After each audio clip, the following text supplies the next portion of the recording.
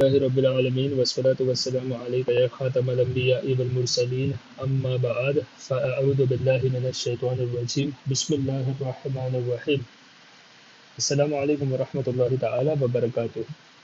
آج ہم ترجمہ اور تفسیر انشاءاللہ سورہ بقرہ کی آیت نمبر 41 سے آیت نمبر 58 تک انشاءاللہ تعالی سماعت کریں گے اس درس میں۔ 41 آیت نمبر 41 ترجمہ: اور ایمان لاؤ اس پر جو میں نے اتارا، اس کی تصدیق کرتا ہوا جو تمہارے ساتھ ہے، اور سب سے پہلے اس کے منکر نہ بنو۔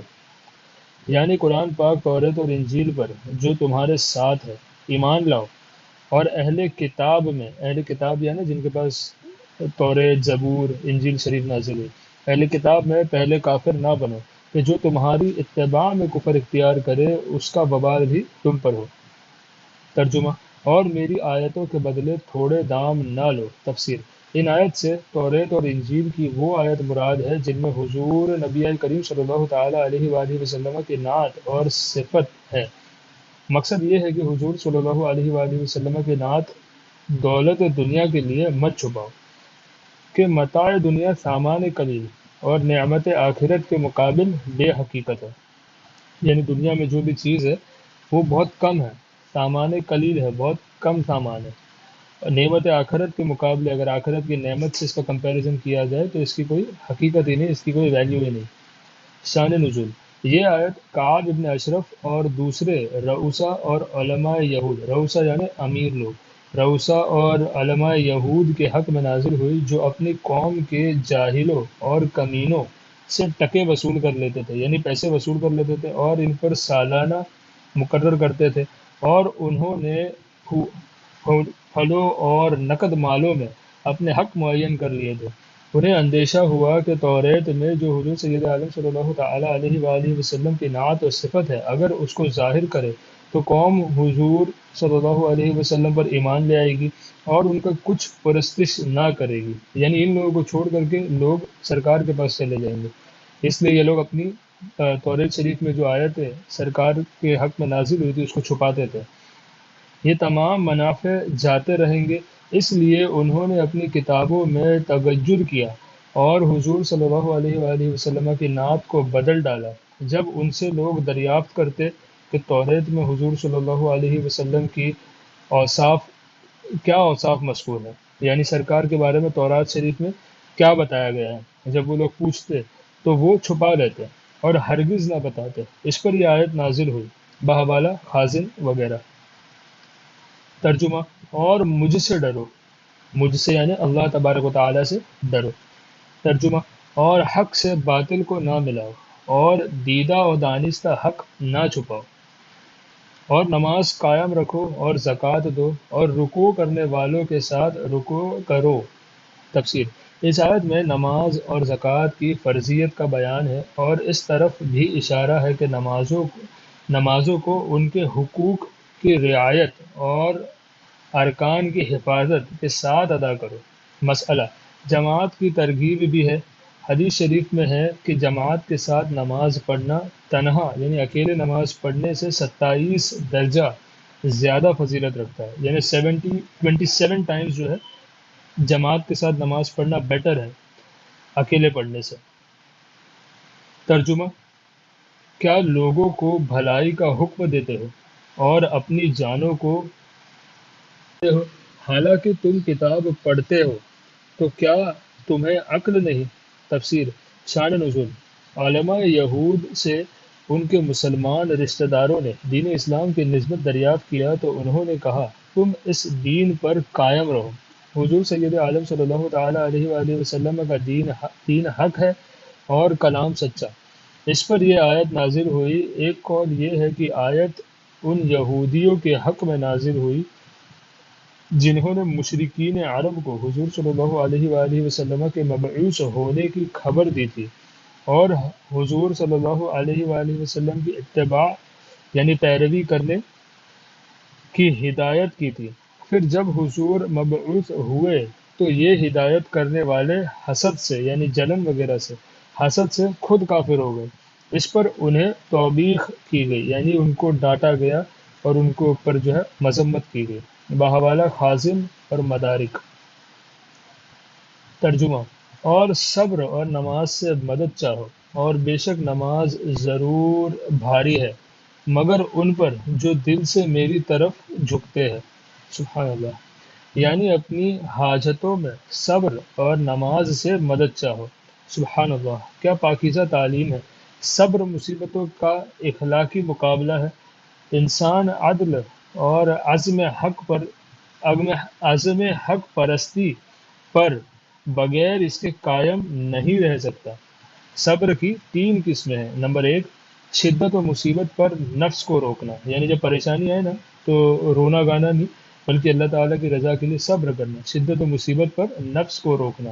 نمبر دو، طاعت اور عبادت کی مشقتوں میں مستقل رہنا، یعنی اللہ تعالیٰ کی اطاعت میں، اللہ تعالیٰ کی عبادت میں، نماز، روزہ، زکوٰۃ، ان تمام چیزوں کو پراپرلی، تمام سنت، فرائض، مستحبات، واجبات، سب کے ساتھ اس کو ادا کرنا۔ نمبر 3، معصیت کی طرف مائل ہونے سے طبیعت کو باز رکھنا، یعنی گناہوں سے اپنے آپ کو بچانا۔ یہ تین جو ہے صبر کی قسمیں ہیں۔ بعض مفسرین نے یہاں صبر سے روزہ مراد لیا ہے، وہ بھی صبر کا ایک فرد ہے۔ اس آیت نے مصیبت کے وقت نماز کے ساتھ استعانت کی تعلیم بھی فرمائی، کیونکہ وہ عبادت بدنیہ اور نفسانیہ کی جامع ہے۔ استعانت کا مطلب ہوتا ہے مدد طلب کرنا، ٹھیک ہے؟ یعنی نماز کے ساتھ استعانت کی تعلیم بھی فرمائی، کیونکہ وہ عبادت بدنیہ یعنی بدنی عبادت جو بدن سے جسم سے کی جائے، اور نفسانیہ عبادت یعنی جو باطنی عبادتیں ہوتی، نفسانی عبادتیں یعنی نفس کو روکنا اور نفس کو کنٹرول کرنا، اس کا جامع ہے، اور اس میں قرب الہی حاصل ہوتا ہے۔ حضور صلی اللہ تعالیٰ علیہ وآلہ وسلم اہم امور کے پیش آنے پر مشغول نماز ہو جاتے تھے۔ اس آیت میں یہ بھی بتایا گیا کہ مومنین صادقین کے سوا اور جتنے بھی ہیں ان پر نماز گراں ہے، یعنی ان کے اوپر بھاری پڑتی ہے۔ صرف جو سچے مسلمان ہوتے ہیں ان کے اوپر نماز بھاری نہیں ہوتی۔ اللہ تعالی ہمیں بھی جو ہے ایسا ہی سچا صادق مسلمان بنائے، آمین۔ ترجمہ: جنہیں یقین ہے کہ انہیں اپنے رب سے ملنا ہے اور اس کی طرف پھرنا۔ تفسیر: اس میں بشارت ہے کہ آخرت میں مومنین کو دیدار الہی جل وعلا کی نعمت ملے گی۔ ترجمہ: اے اولاد یعقوب یعنی اے بنی اسرائیل، یاد کرو میرے وہ احسان جو میں نے تم پر کیا، اور یہ کہ اس سارے زمانے پر تمہیں بڑائی دی۔ تفسیر: علی العالمین، اس آیت میں الفاظ آیا ہے علی العالمین، العالمین کر کے ایک لفظ اس میں آیا ہے، تو العالمین کا استغراق حقیقی نہیں مرادی ہے، حقیقی نہیں مراد یہ ہے کہ میں نے تمہارے آبا کو ان کے زمانے والوں پر فضیلت دی، یا یہ فضل جو ہے یا تو جزئی مراد ہے یا پھر اور کسی امت کی فضیلت کا نافع نہیں ہو سکتا۔ ترجمہ: اے اولاد یعقوب، یاد کرو میرے وہ احسان جو میں نے تم پر کیا، اور یہ کہ اس سارے زمانے پر تمہیں بڑائی دی۔ تفسیر: العالمین، یہ ایک لفظ اس آیت میں آیا ہے، اس کا استغراق حقیقی نہیں مراد یہ ہے کہ میں نے تمہارے آبا کو یعنی باپ دادا کو، آبا کو ان کے زمانے والوں پر فضیلت دی۔ یہ فضل جزئی مراد ہے جو اور کسی امت کی فضیلت کا نافع نہیں ہو سکتا۔ اس لیے امت محمدیہ صلی اللہ علیہ وسلم کے حق میں ارشاد ہوا کنتم خیر امتی۔ تفسیر روح البیان، جمل وغیرہ: تم بہترین امت ہو۔ ترجمہ: اور ڈرو اس دن سے جس دن کوئی جان دوسرے کا بدلہ نہ ہو سکے گی۔ تفسیر: وہ روز قیامت ہے۔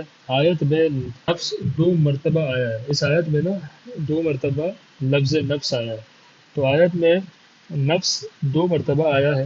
پہلے سے نفس مومن، دوسرے سے نفس کافر مراد ہے۔ بحوالہ مدارک۔ ترجمہ: اور نہ کافر کے لیے کوئی سفارش مانی جائے اور نہ کچھ لے کر اس کی جان چھڑائی جائے اور نہ ان کی مدد ہو۔ اللہ اکبر۔ تفسیر: یہاں سے رکوع کے آخر تک، یعنی اس آیت سے لے کر کے رکوع کے آخر تک 10 نعمتوں کا بیان ہے جو ان بنی اسرائیل کے آبا کو ملے. ٹھیک ہے، جو بنی اسرائیل کے آبا پر، باپ دادا پر جو نعمتیں ملی اس کا ذکر یہاں پر ہے.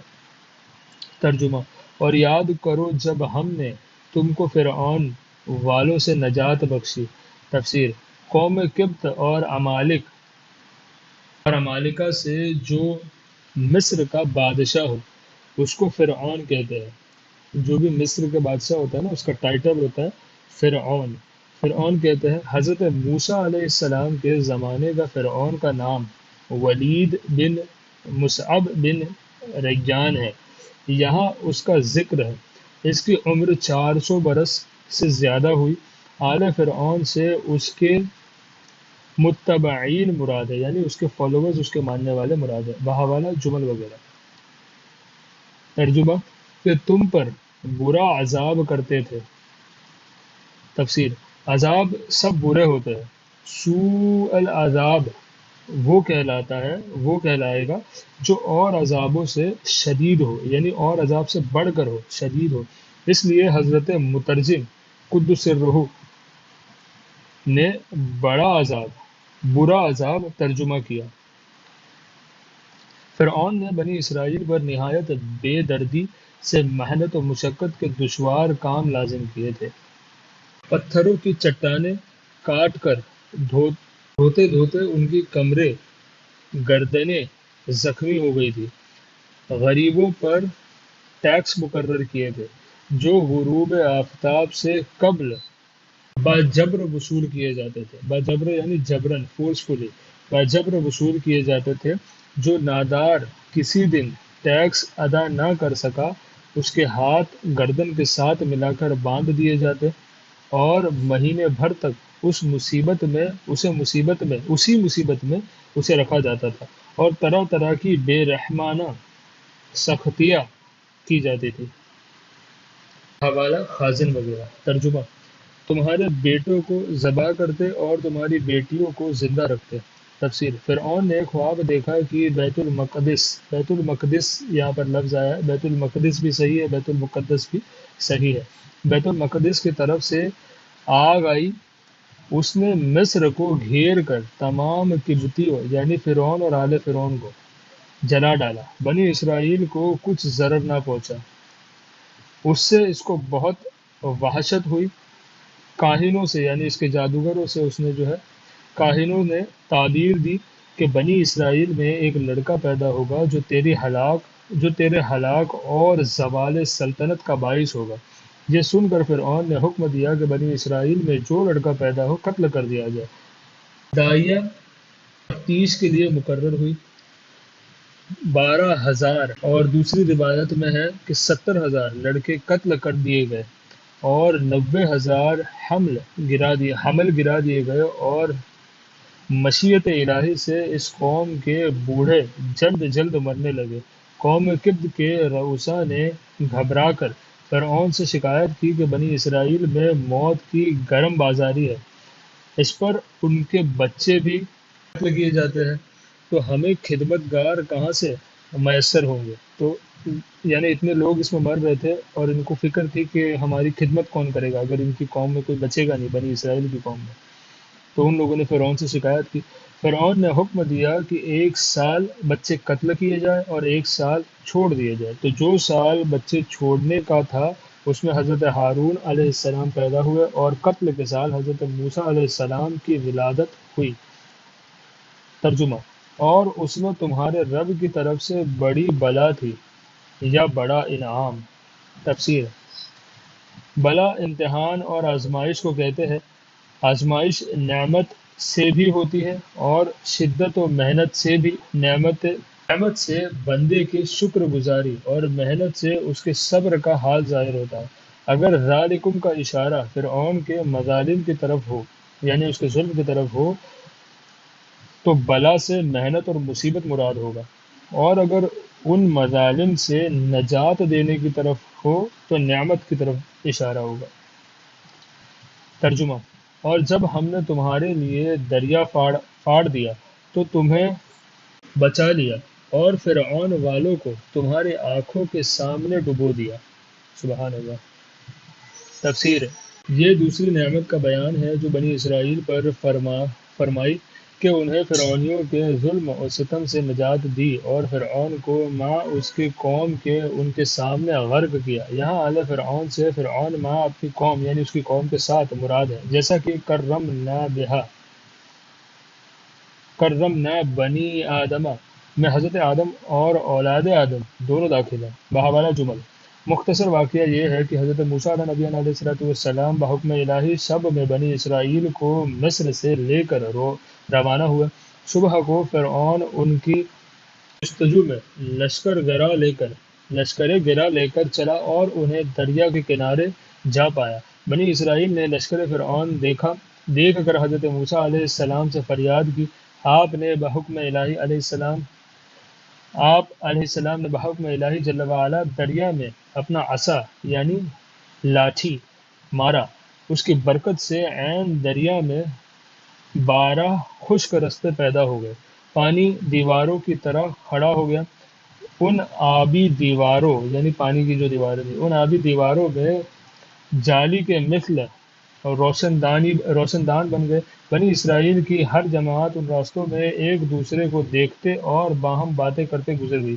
فرعون دریائی راستے دیکھ کر ان میں چل پڑا۔ فرعون نے بھی یہ راستہ دیکھا اور وہ بھی اس میں چلنے لگا، چل پڑا۔ جب اس کا تمام لشکر دریا کے اندر آ گیا تو دریا حالت اصل یعنی پہلے جیسا تھا۔ دریا حالت اصل پر آیا اور تمام فرعونی اس میں غرق ہو گئے۔ دریا کا عرض 4 فرسنگ تھا۔ یہ واقعہ بحر کلثوم کا ہے جو بحر فارس کے کنارے پر ہے، یا بحر ماورائی مصر کا جس کو اصاف کہتے ہیں۔ بنی اسرائیل فرعونیوں کے غرق کا منظر دیکھ رہے تھے۔ یہ غرق محرم کی 10ویں تاریخ ہوا۔ حضرت موسیٰ علیہ نبی علیہ السلام نے اس دن شکر کا روزہ رکھا۔ سید عالم صلی اللہ تعالیٰ علیہ وآلہ وسلم کے زمانے تک بھی یہود اس دن کا روزہ رکھتے تھے۔ حضور صلی اللہ علیہ وآلہ وسلم نے بھی اس دن کا روزہ رکھا اور فرمایا کہ حضرت موسیٰ علیہ نبی علیہ السلام کی فتح یعنی جیت کی خوشی منانے اور اس کی شکر گزاری کرنے کے ہم یہود سے زیادہ حقدار ہیں۔ سبحان اللہ۔ مسئلہ: اس سے معلوم ہوا کہ عاشورے کا روزہ سنت ہے۔ مسئلہ: یہ بھی معلوم ہوا کہ انبیاء کرام پر جو انعام الہی ہوا یعنی انبیاء علیہ السلام پر جو نعمت الہی ہوئی جو انہیں ملی عطا ہوئی، انعام الہی ہوا، اس کی یادگار قائم کرنا اور شکر بجا لانا مسنون ہے، اگر کفار بھی قائم کرتے ہو جب بھی اس کو چھوڑا نہ جائے گا۔ ترجمہ: اور جب ہم نے موسیٰ سے 40 رات کا وعدہ فرمایا پھر اس کے پیچھے تم نے بچھڑے کی پوجا شروع کر دی اور تم ظالم تھے۔ تفسیر: فرعون اور فرعونیوں کے ہلاک کے بعد جب حضرت موسیٰ علیہ نبی علیہ السلام بنی اسرائیل کو لے کر مصر کی طرف لوٹے اور ان کی درخواست پر اللہ تبارک و تعالیٰ نے عطائے توریت کا وعدہ فرمایا اور اس کے لیے میقات معین کیا جس کی مدت اضافہ 1 ماہ 10 روز یعنی 40 دن تھی، مہینہ ذوالقعدہ اور 10 دن ذوالحجہ کے، حضرت موسیٰ علیہ السلام قوم میں اپنے بھائی ہارون علیہ السلام کو اپنا خلیفہ اور جانشین بنا کر توریت حاصل کرنے کے لیے کوہ طور پر یعنی ایک پہاڑ ہے کوہ طور پر تشریف لے گئے۔ 40 شب وہاں ٹھہرے، اس عرصے میں کسی سے بات نہ کی۔ اللہ تبارک و تعالیٰ نے زبرجدی الواح میں توریت آپ پر نازل فرمائی۔ یہاں سامری نے سونے کا جواہرات سے بچھڑا کہتے ہیں گائے کے بچے کو، بچھڑا بنا کر قوم سے کہا کہ یہ تمہارا معبود ہے، معاذ اللہ۔ وہ لوگ 1 ماہ حضرت کا انتظار کر کے سامری کے بہکانے سے بچھڑا پوجنے لگے، سوائے حضرت ہارون علیہ السلام اور آپ کے 12,000 ہمراہیوں کے تمام بنی اسرائیل نے گوشالہ کو پوجا۔ بحوالہ کاظم۔ اللہ اکبر۔ ترجمہ: پھر اس کے بعد ہم نے تمہیں معافی دی۔ تفسیر: عفو کی کیفیت یہ ہے کہ حضرت موسیٰ علیہ السلام نے فرمایا کہ توبہ کی صورت یہ ہے کہ جنہوں نے بچھڑے کی پرستش نہیں کی جنہوں نے بچڑے کی پرستش نہیں کی ہے وہ پرستش کرنے والوں کو قتل کرے اور مجرم برضا و تسلیم سکون کے ساتھ قتل ہو جائے۔ وہ اس پر راضی ہو گئے۔ صبح سے شام تک 70,000 قتل ہو گئے۔ تب حضرت موسیٰ علیہ السلام اور حضرت ہارون علیہ السلام بتضرع زاری بارگاہ حق کی طرف متوجہ ہوئے۔ وہی آئی کہ جو قتل ہو چکے شہید ہوئے باقی مغفور فرمائے گئے، یعنی باقی کی مغفرت کر دی گئی۔ ان میں کے قاتل اور مقتول سب جنتی ہے۔ مسئلہ شرک سے مسلمان مرتد ہو جاتا ہے۔ مسئلہ مرتد کی سزا قتل ہے کیونکہ اللہ تبارک و تعالی سے بغاوت قتل اور خون ریزی سے سخت تر جرم ہے، یعنی یہ اس سے بڑھ کر قتل کرنے سے اور خون ریزی کرنے سے بھی بڑھ کر جرم ہے اللہ تعالیٰ سے بغاوت کرنا۔ فائدہ گوشالہ بنا کر پوجنے میں بنی اسرائیل کے کئی جرم تھے۔ ایک تصویر سازی جو حرام ہے، دوسرا حضرت ہارون علیہ السلام کی نافرمانی، تیسرا گوشالہ پوج کر مشرک ہو جانا۔ یہ ظلم آل فرعون کے مظالم سے بھی زیادہ شدید ہے کیونکہ یہ افعال ان سے بعد ایمان سرزد ہوئے، ایمان لانے کے بعد یہ گناہ ان سے ہوئے، اس لیے مستحق تو اس کے تھے کہ عذاب الہی انہیں مہلت ہی نہ دے، یعنی یہ ان کو جو توفیق ملی نا توبہ کرنے کی اور قتل ہونے کی یہ بھی نہ ملتی، لیکن یہ عذاب الہی انہیں اتنی مہلت بھی نہ دیتا اور فی الفور ہلاکت سے کفر پر ان کا خاتمہ ہو جاتا۔ لیکن حضرت موسیٰ علیہ السلام اور حضرت ہارون علیہ السلام کی بدولت انہیں توبہ کا موقع دیا گیا، یہ اللہ تعالیٰ کا بڑا فضل ہے۔ سبحان اللہ۔ ترجمہ کہ کہیں تم احسان مانو۔ تفسیر اس میں اشارہ ہے کہ بنی اسرائیل کے استعداد فرعونیوں کے طرح باطل نہ ہوئے اور اس کی نسل سے صالحین پیدا ہونے والے تھے، چنانچہ ان میں ہزارہا نبی اور صالح یعنی نیک لوگ اور نبی پیدا ہوئے۔ ترجمہ اور جب ہم نے موسیٰ کو کتاب عطا کی اور حق و باطل میں تمیز کر دینا کہ کہیں تم راہ پر آؤ۔ ترجمہ اور جب موسیٰ نے اپنی قوم سے کہا اے میری قوم تم نے بچھڑا بنا کر اپنی جانوں پر ظلم کیا تو اپنے پیدا کرنے والے کی طرف رجوع لاؤ تو آپس میں ایک دوسرے کو قتل کرو۔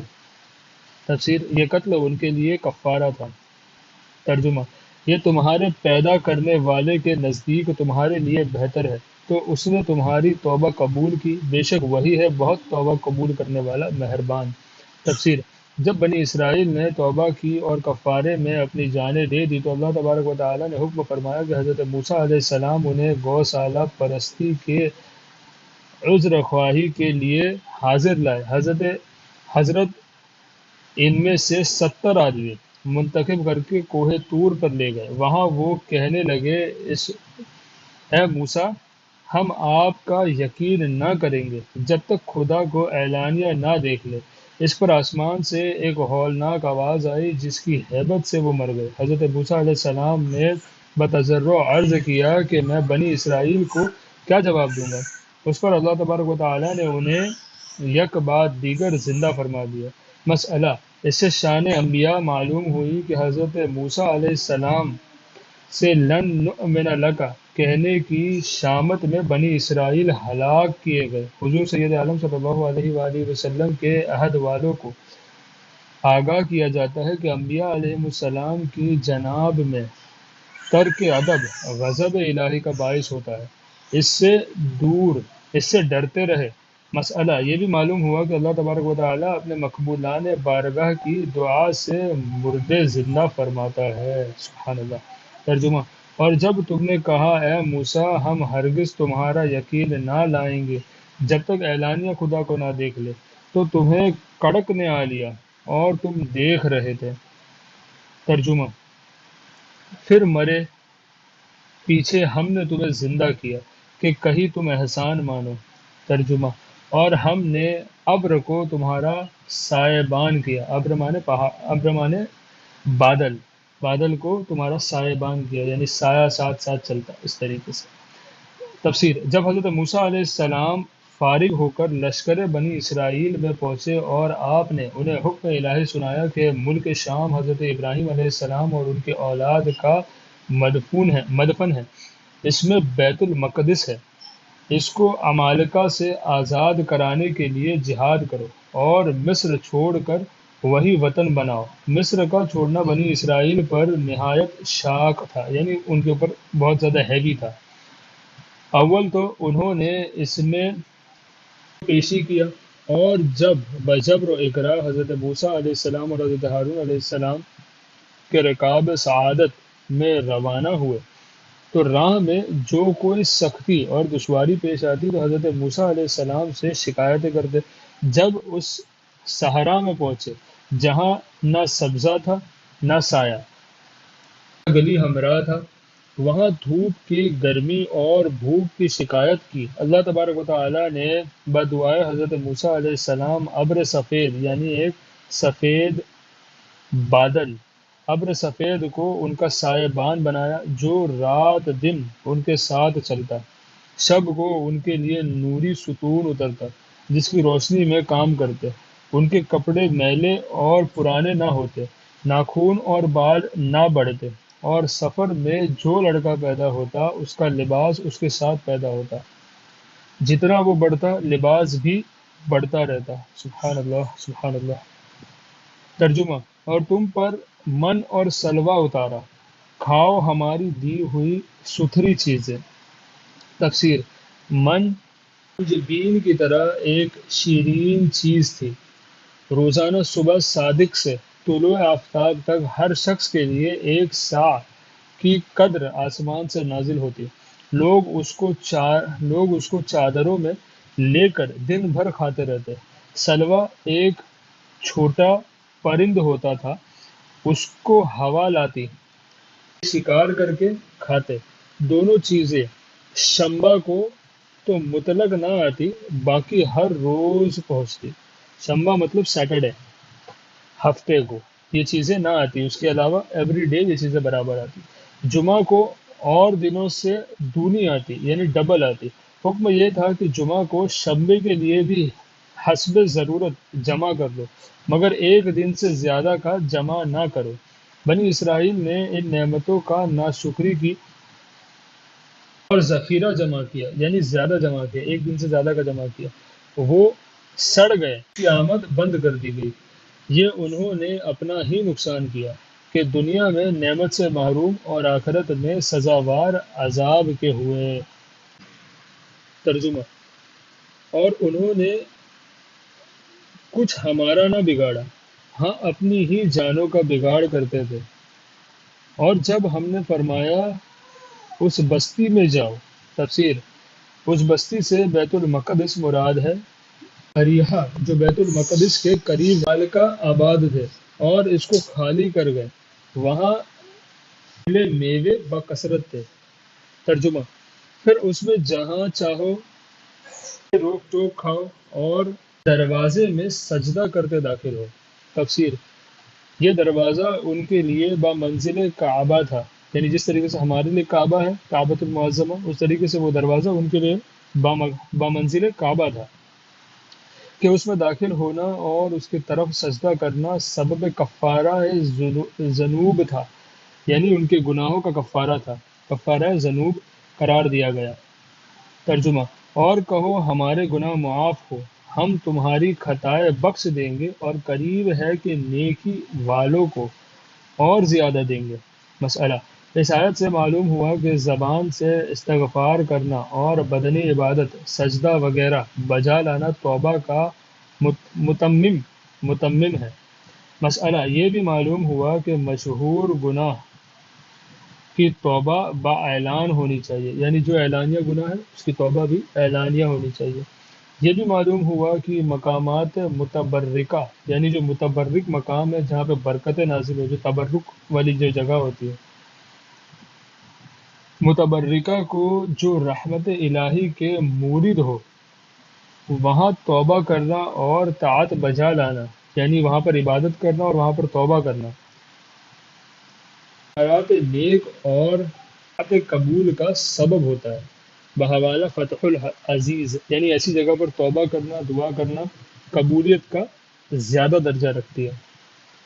یہ صالحین کا دستور رہا ہے، یعنی نیک لوگوں کا یہ عمل رہا ہے، یہ دستور رہا ہے کہ انبیاء علیہ السلام اور اولیاء کرام کے مولد و مزارات پر حاضر ہو کر استغفار اور اطاعت بجا لاتے ہیں۔ عرس اور زیارت میں بھی یہی فائدہ متصور ہے۔